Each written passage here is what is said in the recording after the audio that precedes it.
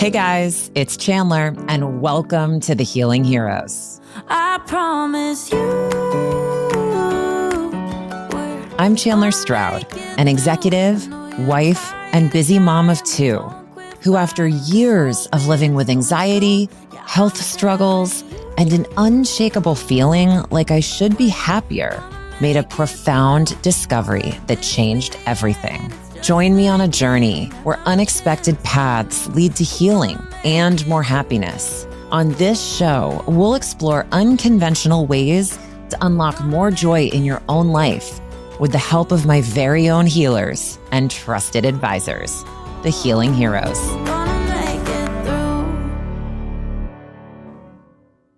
Welcome back to the show, everyone. I'm your host, Chandler, and we are back with another installment of the Healing Heroines conversations, which feature one of my very own heroes alongside a female client that they've helped heal after experiencing hardship, tragedy, or trauma. Today's discussion features hero Nicole, yoga teacher, sound healer, and Thai bodywork practitioner, alongside her client, Lexi, who has been on a powerful journey of healing through movement and energy practices. Over the past few years, Lexi has turned to Nicole's practices not just for movement and wellness, but as support through real challenges, from managing cluster headaches and pregnancy to navigating the stress of building community in a new place while raising 3 little kids. Her story is one of resilience, healing, and finding new ways to feel at home in her body and in her life. Here's a little bit more about Lexi and her background before we get started for our listeners today. Lexi is a therapist who works primarily with the perinatal population and has expertise with those who are facing reproductive health challenges, as well as those who've experienced trauma. She's a mom to 3 little kiddos, a sweet pup, and too many plants. Lexi is most proud of her personal titles, including mom, wife, daughter, sister, and friend.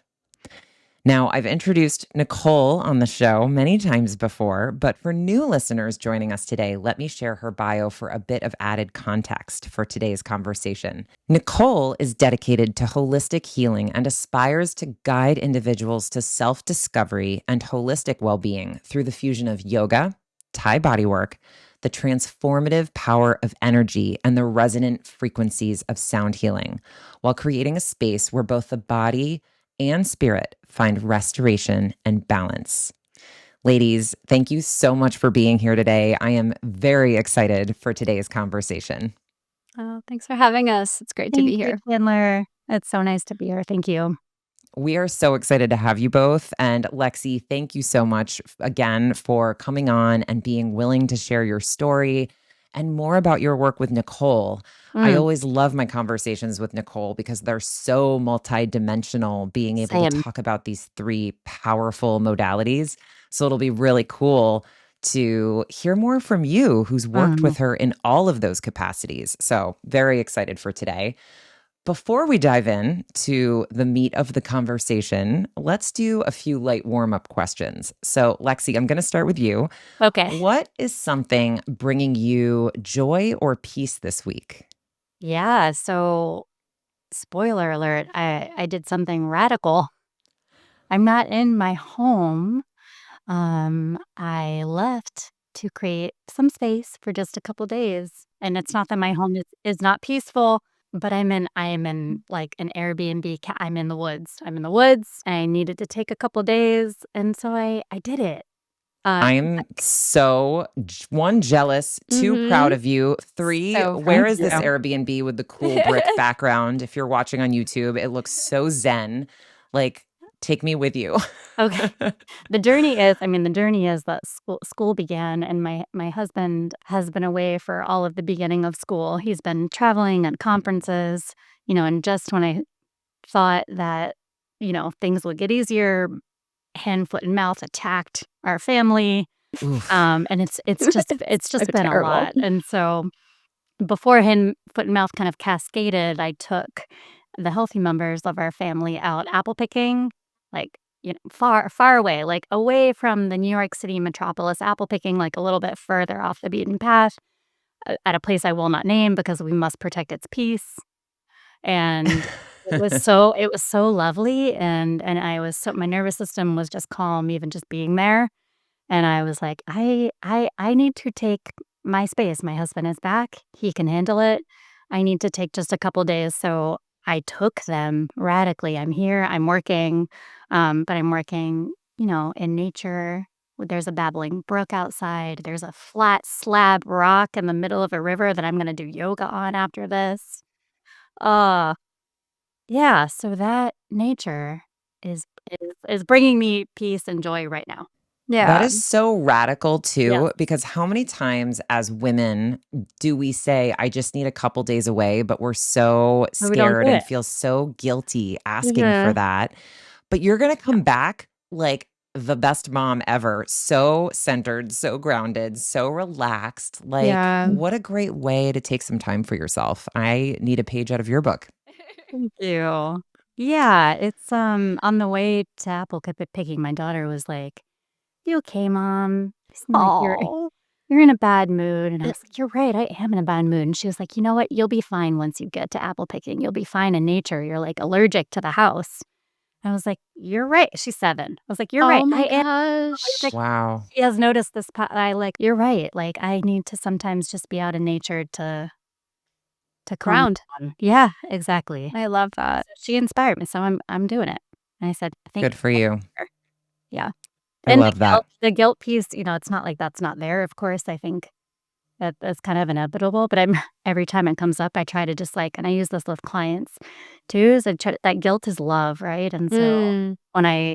when I feel that, and I've been here, you know, half a day, I feel that I just try to, send love to my family. Feel it, just Yeah. send love because that's what it is.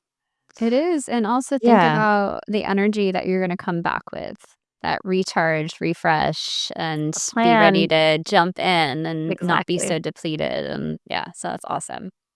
That's so cool. I love that. And I love how you reframed the guilt Mhm. is love. I think Yeah. sometimes that's all we need is a little reframing, right? It can be so powerful. So thank you for sharing that. I'm very excited to get into more of this. But first, Nicole, Yes. what's a grounding practice that's been important for you lately? Well, it's, kind of piggybacking off of what Lexi said, I'm very similar in my grounding practice where I need to be outside, absolutely. And so I didn't have my kids this weekend, and so I was able to do that and go for walks around the beach and just, sit and look at the water and slow down, and sometimes in those moments where I do have free time, I think of all the things I could be doing, all the people I could be seeing, and I have to stop and pause and be like, "Wait, what do I need right now?" And I really need that quiet time to myself. And so being outside, whether it's on a hike in the forest or it's near the water, that is like the most powerful thing for me. Absolutely. Love that. Mhm. Gosh, I mean, what like 5-star weekends, ladies. Yeah. Good job all around. Uh, Okay, Lexi, I'm so yeah. excited to hear more about your journey and what brought you to being here with us today. So, before we get into some of the specific questions I have for you and Nicole together, I'm curious, before Nicole's work became a part of your life, Mm. what did daily life look like or maybe even feel like for you as a mom, professional, and modern day female wearing multiple hats, balancing so much? Yeah, so before Nicole, we were kind of a classic COVID move. So my family, my son was 2 weeks old when COVID hit. We were living in Manhattan. And so we moved, we ended up having to move to our town without a lot of planning or agency. Really, I was still postpartum and not so active in this decision. We lost childcare, as everyone did, right? And we could not work out of our New York City apartment. Particularly as a therapist, I need a private space. Yeah. And so we moved. We thought we would have to commute to Manhattan. And so I'm not from the Northeast. And so postpartum essentially kind of put the hat on my husband. And he said, Westport is a nice town. It's commutable. If we're going to have to commute back, here we are. And so here we are in this town, not knowing a soul. We moved here not knowing a single person, both working from home. I was working for the fire department of New York City, and now, I moved to private practice.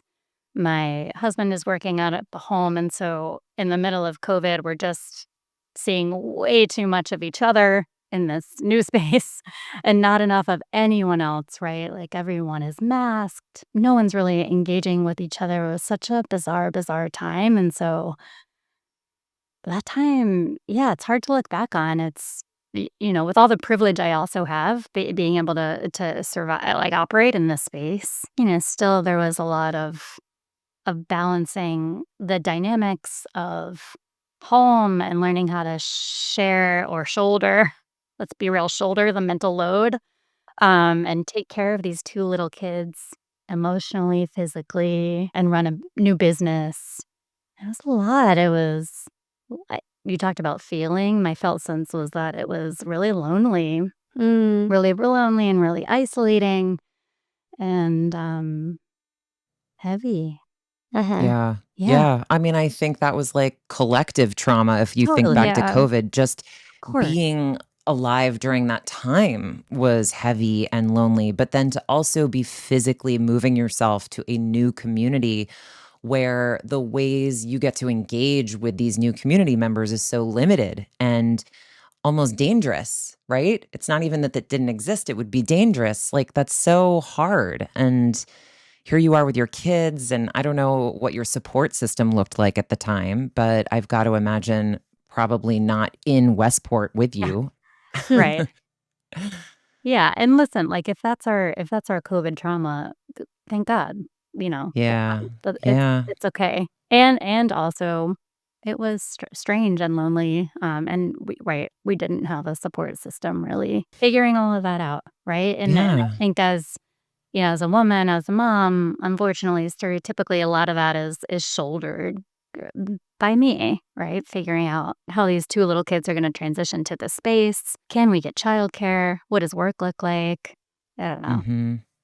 There's a lot And going on. then yeah, that is a lot. That is a lot, especially again during a time where we were already juggling a lot individually, but then, to take that on as a parent, wife, etc., and professional. I mean, that's certainly a challenge. And then Lexi, on top of that, I know you mentioned when we met prior to this recording that you had dealt with cluster headaches since adolescence. What are cluster headaches and what was it like to live with that condition for most of your life? Yeah, so that's such a, I have so much to say. Mm. I And and bet. and so little to say because it's a part of my life that I don't talk about a lot because I've shouldered through it for so long. Yeah, so what is cluster headache? Cluster headache it's a neurological disease that they don't really fully, like, Western medicine doesn't really fully understand. We know that it has something to do with, like, a misfiring of the trigeminal nerve. We know it has to do with something with the hypothalamus, because it's so connected to circadian rhythms. And so it's called like an alarm clock headache, cluster headaches, because the way they present, and folks, the way they, of the onset, the way they come is like a certain time of year. Usually it's aligned with the seasons. For me, it's usually fall or it's usually spring. And these like groups of headaches come for months. It could be a month. For me, it's usually like 3 to 6 months.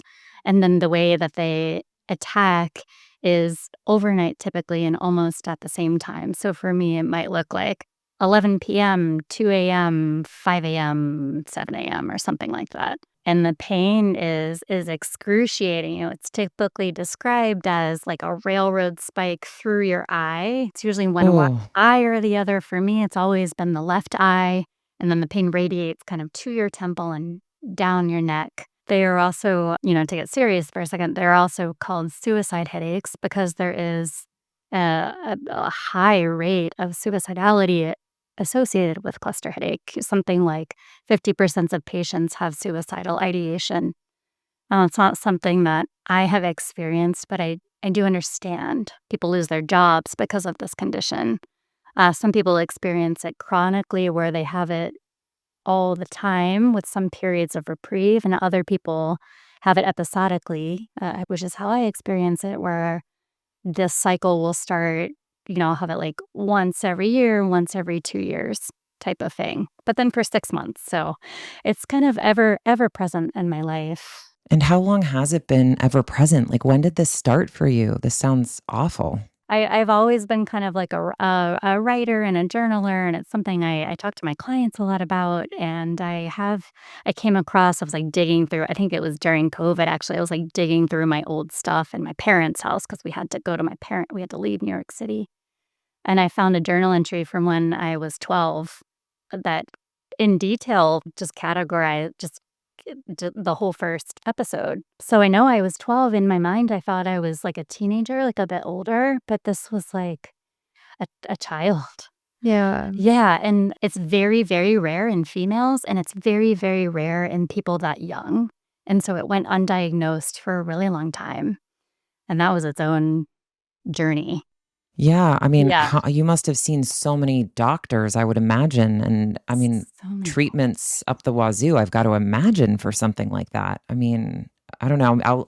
Yeah. Please, like, share. I'm just curious. Like, Yeah. did your parents take you to specialists? Like, how do Yes. you even begin to diagnose something like Yes, that? my poor parents, like, as a parent now, I so feel for them, but migraines run in my family. Cluster headache is not migraine, it's so different, and I think that's part of, like, the disenfranchised pain and experience that you were speaking to that I feel, but I think we assumed it was like a migraine, in a child or in a teenager, but I saw allergists, I saw, like, the orthodontist. It was at TMJ. I got a bunch of, like, imaging done of my head, MRIs and CTs, and that didn't show anything, and they would throw, like, opioids at it, right? Like, different levels of pain medication for for someone who's pretty young, and that stuff didn't touch it, and when I started experiencing it, it wasn't as frequently episodic as it is for me now, and it was much less, like, I'd have a week of it maybe the first time,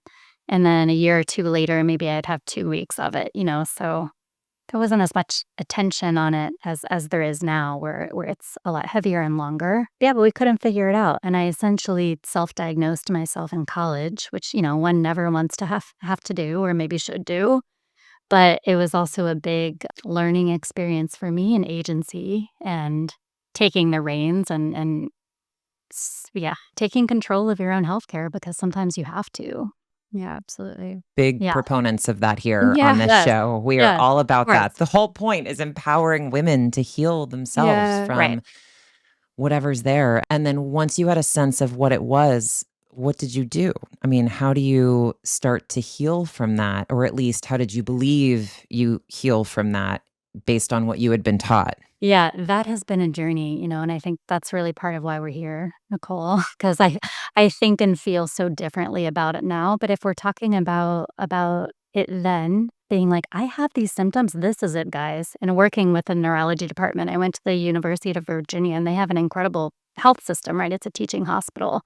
And so I remember being like crying on the phone and like being pulled out of classes, like what is going on here? Like, it is this, right? And like following up with the care there. And so, with that diagnosis, they prescribed me finally for the first time ever the correct things, Western medicine. And I think it was kind of new at the time. This is almost like, I don't want to age myself, but like 15, 20 years ago. They had medicine that can alleviate the pain at onset, right? So now still, and it started then or shortly thereafter, like I walk around my life with in my purse and backpacks, I have shots and I can give myself these shots at onset of a headache and it will take away the pain within 10, 20 minutes.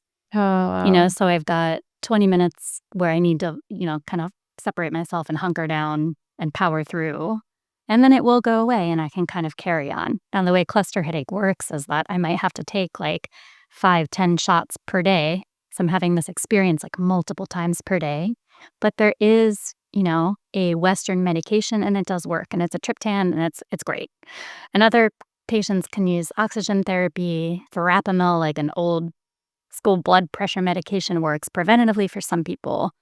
But for some people, this disease is intractable and it doesn't respond to treatment. And I've seen my own journey I mean, it was one of my pregnancies. They were like, "You're really inching closer to chronic here." And I was like, "Oh God, that's so depressing to hear." But it has taken a turn. And I do believe, I'm starting to learn, I do believe it's because of some of this natural, intuitive stuff, Mm. Nicole, that you've been a Mm. part of. I think without realizing it, I don't even know if we've talked about it Not much, but really. it's like news to you. I think that Yeah, I'm like, that oh my it's God. it may or may not be taking a turn, because Yeah. this Wow. isn't it's the way this disease responds to nature, both in its circadian rhythms and its response to like intranasal oils, Mm.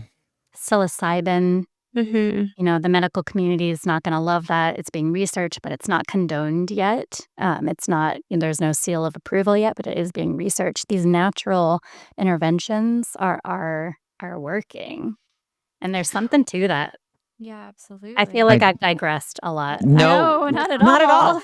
Not at all. This is why we're here. This is why we're here. So We are very pro Western medicine, all of that, but like yeah, there's so much more that you so much can more. do to heal the whole self Yeah. and just try to take control back versus relying on medications alone. And that's why I love where you're heading with this conversation, because my follow-up question to what you were just saying before was, what made you open to exploring yoga or other healing Mm, practices at that time? Like, you found this amazing medication, obviously. It's giving you a yeah. little bit of reprieve, peace. Was there a particular moment where you knew you needed something different? Mm. That's a good question. So yoga's been part of my life for a while. It's something I dipped into in grad school Mhm. and loved, and was immediately drawn kind of like to hot power yoga. That's my favorite. And Nicole does that, and we do that together. I Um, get it. yeah. But Totally. honestly, when we think about thinking outside of the box and starting to think outside of the box again, and I think I've had medical professionals for a long time say, like, "We don't understand it. These are the things that work. They're hard on the body. You have to take them. That's it. None of that other stuff works, or we would all be doing it. We'd be prescribing it to our patients." And I did, like, when I was younger in my 20s, yeah, like, dabbled in some of those things. I remember being like, "This massage, this kind of traditional massage, maybe that will take it away, right? Maybe this yoga class is gonna take it away." Well, and not really seeing success there. But when we're thinking about Nicole and pursuing, sound and pursuing energy healing and Thai massage, it's really my connection with Nicole and I think experiencing that first hot yoga class with her and learn and just feeling connected to her and her energy and knowing that she had these other offerings. I was like, "Yes, I am This is I am the all in." Like, I it's mean, me it's too. time I to totally get reconsider. it. Totally Yeah. get it. Lexi, this is a great segue. I am so fascinated to hear what struck you most about Nicole's teaching style or energy when you did meet her for the first time. Yeah, so many things. Overall, it's hard to pinpoint, I would say it's her it sounds so cliche, but it is your energy, Nicole, and it is the entire experience, but there's so many pieces of it, walking in, feeling so welcome. I was like pregnant. Not everyone is okay with that, right? OBs aren't going to like it. This is against medical advice. But she was welcoming, and supports my choice and my agency. The sequence, the beauty of the sequence and the intentionality that Nicole brings to class, everything builds up to a peak pose. And it's so fun and it's so playful. Your voice, and the meditations that you bring. Don't get me started on the sound bowl. I have a story to tell you about the sound Yeah. bowl. Please Yes, share. We love a good for sound bowl Nicole. story on this show. Nicole brings her bowl to every class. It's never not there. And there was this one day.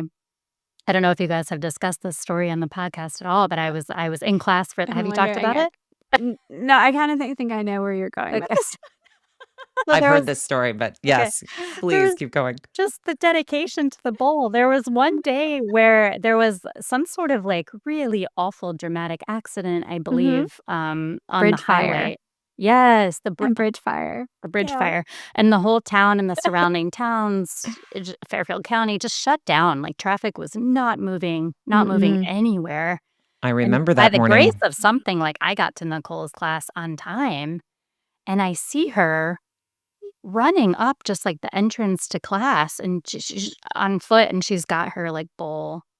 And Nicole ended up, like, parking her car miles away Yeah. from the studio, parked her car on this I believe, Nicole, correct me if I'm Yes, wrong, yes. parking on the side of the road and, like, And took running. her bowl and ran and made it to class on time, and the meditation was something beautiful about, like, you never know what's gonna happen, and, here we are just staying flexible and rolling with it, and I was like, I would never grab my bowl. If I had to run a couple miles, I'd be, like, leaving everything It in the was car, just it's very bringing my funny. person.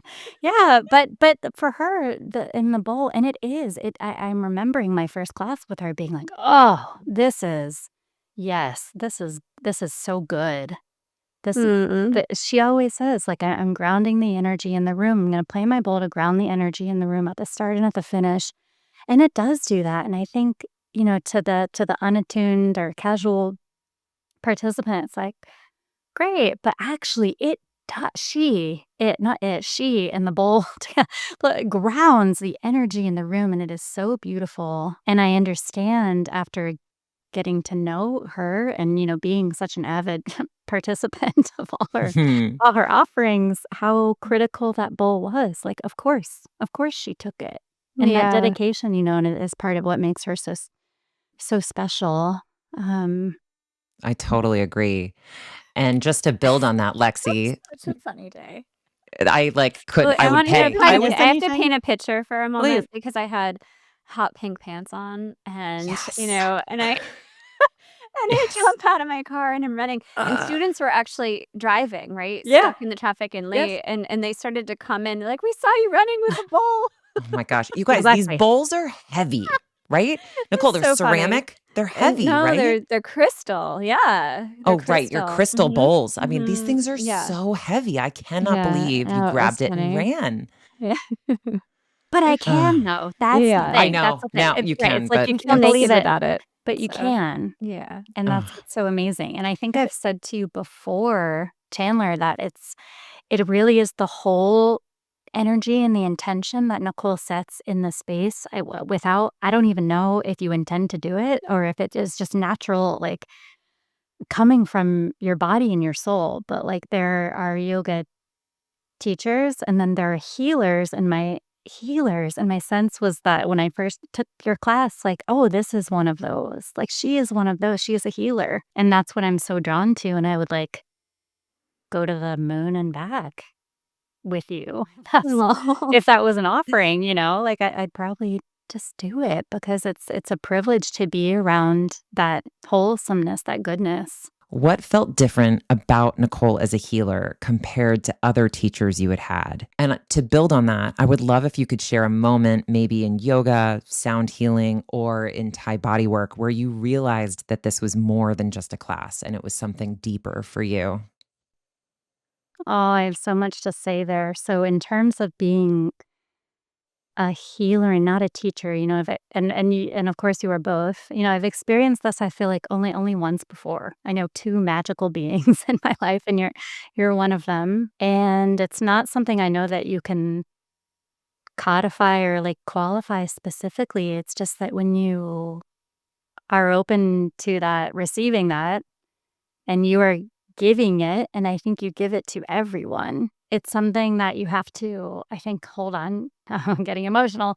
Something that you have to hold on to, right? So it's not you're not an object. Like I'm not Yeah. I'm not that makes you sound like an object that I want to like latch onto, but like I would latch onto in a barnacle way because it's just that everything you offer from yoga, from sound, from intuitive healing, massage is all infused, I think, with this like I don't know how to describe it, but this inner projection of like love and goodness and light and intention, I think. And I think the intention piece, as you all have talked about before, is something that separates kind of like an athletic yoga class from a more wholesome yoga class or a standard massage with a masseuse from a Thai massage, right? I can speak to one moment. It's really fresh in my mind because it was very recent. Fall is when my cluster headaches typically start to emerge and present themselves, and there's usually a sign. I can usually feel my head being off in a way. It's hard to describe, but it's feeling off. And so, after a yoga class, I was like, Nicole, I gotta get in there. And I think that we chose Thai body work versus intuitive healing. I think just for our schedules or Yeah. something. And so we scheduled a Thai massage, and it was wonderful. And you're talking about a moment where I know that it's deeper and I know that it's something more than just kind of the surface or standard. And I remember this one moment, we were like maybe halfway through, we were transitioning from lying like on my back to then, the next part of it was lying on my stomach. And I remember Nicole she just had her hands on maybe like my ankles or my calves or something like that. And I felt this incredible wave wash over me. I want to call it love, and that's what I told you. And maybe it is that, but like love and warmth and goodness. I don't know. It was so clear, so palpable.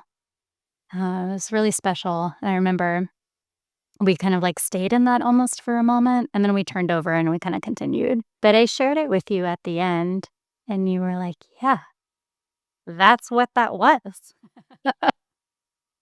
That's what that was. And I do energy work, and it's been such a great complement to that energy work because you're actually working physically.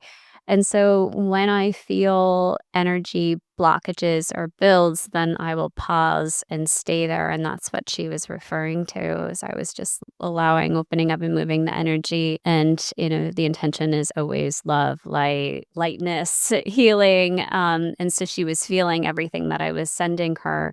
And that was, a release at that moment. Mm, Yeah, I bet. yeah. Thank you for sharing that.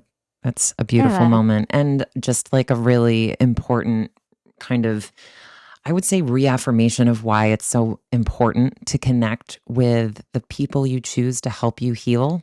I think Yeah. it's 100%. so important. And we talk about that all the time, but like moments like that's where the real magic is. And you can only really experience that if you're connected to the other person and feel safe with Mhm. them. So I Yeah. Yeah. love that you shared that. Thank you. Yeah.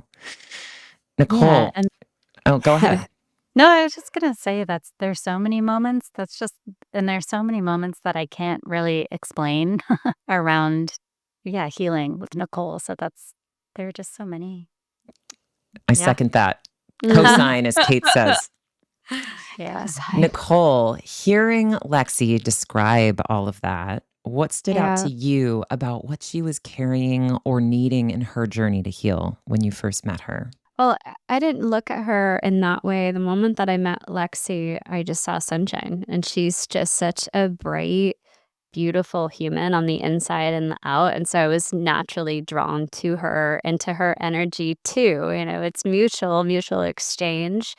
I was inspired by her and coming in and being pregnant. And it's not that it's a bad thing to do that in the hot room. If you have an active practice and it's not something that's new to you and you're in that shape where you're used to being in the heat, then it's a perfectly safe thing to do as long as you're listening to your body. And so to see her there for me, I wasn't able to do that. I had to stop at like 12 weeks being pregnant. I couldn't bend over. And so anytime I see someone who can practice, I'm so proud of them, and I think that it's incredible. And so to be a part of that journey and to help support her and to maintain that practice, which is so incredibly important, was just an honor. And so I started to get to know her better just through those moments. And Lexi has an absolutely beautiful practice. She's strong and she's able to do so many incredible things. And she was in inversions at when? Like, toward the end, very end. Yeah, so she was very inspirational, and I still will when I have a new student come in who's pregnant and Lexi happens to be there, I'll always introduce and be like, "Look, she did it until the very, very end, and you have to just listen to your body and know what's right for you." So, it's been such a pleasure to be able to work with Lexi and through yoga, then it just evolved into I think she came to one of my sound baths and then yeah, and then came for an intuitive session and then body work, and so it's just sort of, all piggybacked off of each other, but yeah, I know, again, she's bright and smiley no matter what she's going through, you wouldn't know that she was suffering through these cluster headaches if she doesn't say it, like, you wouldn't know because she's just, carries herself so well with such positive energy. I can attest to that actually, Nicole, because I obviously was Yeah. able to meet Lexi before we Mhm. started recording today. And immediately I was like, this woman is so peaceful. Your Yeah. voice is so calming and your presence is so light and joyful. Not just like Mhm. happy. Happy is different. It's joyful. I can't Yeah. quite put my Well, finger on it, but you really also exude an energy, Lexi, that you should Mhm. know is just very calming, very calming. thank you. I'm sure you're excellent Thanks at a what you lot. do. Yep. Thank you. Nicole, how do you think the blend of yoga, sound healing, and Thai bodywork supported Lexi specifically throughout her journey and in your time together? Yeah, I think that it's a nice release for her. When we all are stressed out and managing a lot, to take those time out to move your body and to really be connected with your body to know what is it that I need. I mean, she's taken that time right now to be in this cabin in the woods because she knew that she needed that. And so she's very in touch with herself and has applied the modalities that work most appropriately. And so getting out in the afternoon to come and take an afternoon class in between clients to get that recharge is so necessary. And then when she feels the sensations of her brain sort of being off and like, ooh, maybe I need to move some energy in a restorative way and get some Thai body work. And maybe my mind is just a little busy right now and I want to have a grounding practice of sound. And so she's been Mhm. like, so intelligent in the way that she's integrated the practices. I've just been there to offer them for her. But yeah, I think they've been helpful and I think again, it's just really understanding yourself, but these practices help you understand yourself. They help you connect with yourself and listen and find that peace. And then when you start to feel off, you're able to identify it quickly. I think Lexi, I'm not sure when that started for you and observing the sensation in your head of like, "Ooh, it's about time. I can feel it's going to happen. So what do I need to do right now to prevent it or to support myself?" And so you can speak to that more, but maybe some of the practices have helped you to be more in touch with your body with those early warning signs. I don't think that Nicole, I've shared this with you, and I don't think I even realized myself until kind of like thinking about this call and looking through, my past over the past year, and I have to keep, a pretty detailed headache diary, to present to the neurologist around the last time I had a headache, so on and so forth, and what triggered it when I'm done. But the first time we started with yoga, Nicole was getting trained in Thai bodywork and was like offering, subsidized free massages. And I'm like, I'm pregnant. How many can I get, Nicole? How many will you let me? How many can I have? Yeah. Which kind of, and I did sound healing as soon as I heard you were doing sound healing events. And I'll always be there for that. They're so calming. The first time ever I have done energy work was this time last year when I did feel what you're talking about, which is this kind of like prickly, this kind of just off sensation in my head where I Mhm. know like that's going to happen for a couple weeks and then it's going to like psh, it like takes off and they get really intense and there's a peak and then months later they'll come down. And I said, okay, like I came to Nicole and I was like, we've done Thai massage, we've done sound. I have something that I really need to heal, I believe. And so can we do energy work? And you were like, yes, by all means, let's do that then. And I remember coming into your space and being like really eager to tell you about it. And you were like, I want to hear nothing. I want to hear nothing. I think you knew it was a headache type thing. I just want to get started. And so I didn't tell Nicole what side it was on or what it felt like or how often it happened or anything. And lo and behold, like instinctively, immediately, Nicole's working on more of like the left side of my body.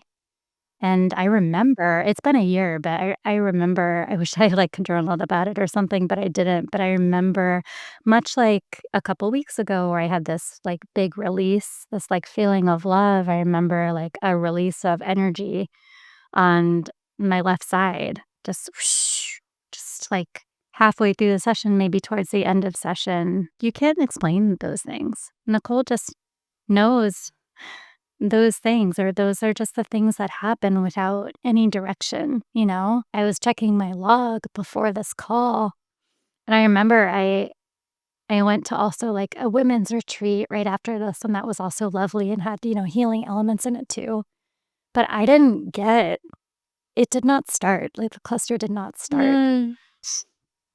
Wow. It didn't go away. It started, like, in December, but in December, I also didn't follow up with Nicole and be like, "I need more energy sessions, like, let's schedule it, let's make it," this seems to have been really impactful. Let's see what's going on here, let's see what's happening. It just happened and, it wasn't the worst one. It was kind of like a tempered one actually, like very softened, and I used, all the kind of, like, non-Western modalities that I know how to use now, all the Western ones, but I never put 2 and 2 together until this call today that, like, I saw Nicole in October when it was starting. It did not start Wow. for months, for, like, 2 months. Wow. That's And, incredible. like, gave me goosebumps, and it's like, "Okay, this is where I am." This is, like, the new mindset that I have, I think, is, like, and I don't know if Nicole even, like, wants to be a healer in this way, where it's, like, designed to, like, heal all of our medical chronic, conditions. Sorry, I just Nicole, but totally put that on you right now. I'll be calling you after this episode. But it's like, what is here, right? And this is where I am, where it's like, now is the time, I think, to understand, that there are elements of this disease and of many diseases, both mental Yeah. and physical, that we don't have that really the capacity to name or medicalize or understand. And so how can we be open to receive and open to exploring other ways of I think that's what's most tackling important. this? Yeah, is Yeah, finding and other ways to support or having lots of ways right. to come at it. Yeah. Couldn't agree more. Mm. Couldn't agree more, which is Wow. why we talk about all of these things Yeah. because Yeah. I think so often women turn to them as like, I'm at the end of my rope. I've tried everything. But like, what if we incorporate it sooner, right? What if we are told that these things can support you in your day to day and we find whatever feels authentic to us earlier so that we don't have to reach the end of our rope? I think that's so meaningful for women to not get to a point where they feel like they've lost hope and nothing's going to work. And, to some degree, I love the open mindedness that comes with that. But like, let's do it sooner, Yeah. you know? Nicole, from your vantage point, what's been most powerful about watching Lexi's transformation? I don't know if there's one thing in particular. But I think that it's her curiosity to not give up and motivation to keep moving through things. So she encounters a challenge and she is always looking for that solution. And whether it's, being able to practice more or being open to receiving other things, and being open to receiving is really where it comes down to. Like, she has benefited from her experience with me because she is open. She's trusting and she's ready to receive. With that mindset, no matter what will come her way, she's going to be able to get through it stronger and better and learn from those experiences. So, yeah, I'm not sure if there's one thing in particular. That's okay. Um, That's okay. I'm excited to meet with you again, Lexi, because there's a lot of questions that I have, like, in working with you of certain things that we can tackle together. And, I just hearing it for the first time and that the energy had been so helpful. I think there's so much that we can do with that. And, thank you for sharing that. It's incredible to hear those stories. And Nicole, to your point of questions, I mean, I've been hogging the mic the whole episode, but I would love to open it up and let you ask Lexi any questions you have. So, Lexi, you've gone through so much with, these headaches and this experience. What modality has helped you the most, or what have you felt that's been the most helpful when navigating these challenges? It's so hard to pick one because yoga always feels like a rinse. I always feel like Yeah. $1,000,000 after yoga. And sound, I feel so peaceful and so Yeah. blissed out and so calm that I think the Mm. energy work I am realizing has, I think, Mhm. had the greatest impact. Like I am ready to like unpeel all of those Yeah. layers and see what's there. Like what is going on there? I feel kind of like bewildered and in wonder. And I haven't done much of that. Like I've had one session Mhm. with you ever really. And a lot of like there's more there. Like a lot of fun, powerful things Yeah. came out of that session. Nicole, for women listening who are curious about yoga, sound healing, Thai body work, or even energy healing, but maybe feel intimidated by some of these practices, what's one first step that you'd recommend? Well, they're all so different. So choosing one specifically that they're most interested in. And so if it would be or yoga, it would be to sign up for a basics yoga class and to go and to learn the poses so that they can walk into any class and be familiar with what to expect. When it comes to sound healing, maybe scheduling a private healing or going to a smaller group setting. So I have one coming up this week that I typically have big events, but I have a much smaller one on Wednesday that I'm excited about. And so choosing a sound experience in a more intimate setting, maybe asking the host how many people typically attend, and then that could feel less intimidating. And Thai body work, choosing someone that you connect with. As long as you feel safe and you connect with your practitioner, then you're gonna have a great experience. If you don't know the person or you don't vibe with them energetically, then it might feel a little awkward. So, meeting your practitioner, getting to know them, and having a connection with them, then you'll have a wonderful experience. And I think what you said at the beginning was really important about you don't have to go out and do all of these things. This is just supposed to be educational to expose women, our listeners, to what's out there that they can try. So I love what you said about kind of feel into what feels authentic for you. What are you most interested in and comfortable with? I think that's a really important place to start. And do some Googling, chat GPT. Like you can ask whatever questions. Like I use it all the time. It's so helpful. If you're not sure where to begin, I also would think would be a good place. So thank you for sharing all that though. That's really helpful. Really helpful. Lexi, if you could go back and tell your younger self one thing back when you were dealing with the regular headaches and, of course, the stress that I know still remains as a mom, a working mom, and just trying to hold it all together, what would you tell her now? I see her so clearly. I feel for her because I think she had no idea what what was gonna happen, like what this was gonna be. But, I think whether it's a chronic illness or just the heaviness of being a woman or being a parent, in the society we're in, I think, what I would tell her is 2 things, 2 things. Like, 1, take the reins. You need to fight for yourself and what you want and your wellness, and don't be scared. And I think I did learn that, but everyone should learn that, young.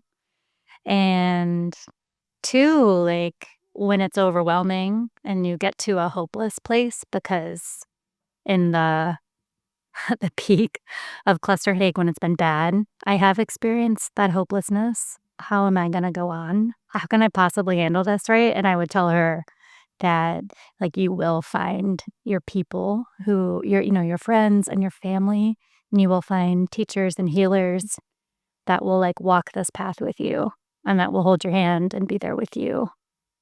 and help you. And that takes away the hopelessness. That makes you feel like, okay, got that someone in my corner. I got this. Yeah, you do. Nicole, Lexi, thank you so much. I am so grateful for your time and your willingness to just be vulnerable and share your stories. So thank you very much for your time today.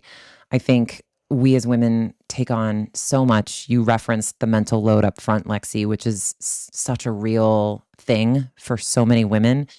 And just hearing your journey back to this newfound kind of peace and presence has been really inspiring. So thank you for being willing to come on and share it with all of our listeners. Thank you, Lexi. You're amazing. Thank you. Oh, Likewise. All of you.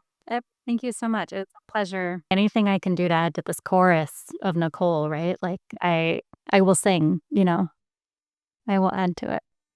I love that. This chorus of Nicole. It is a chorus. So, hot she is and incredible. overwhelmed right now.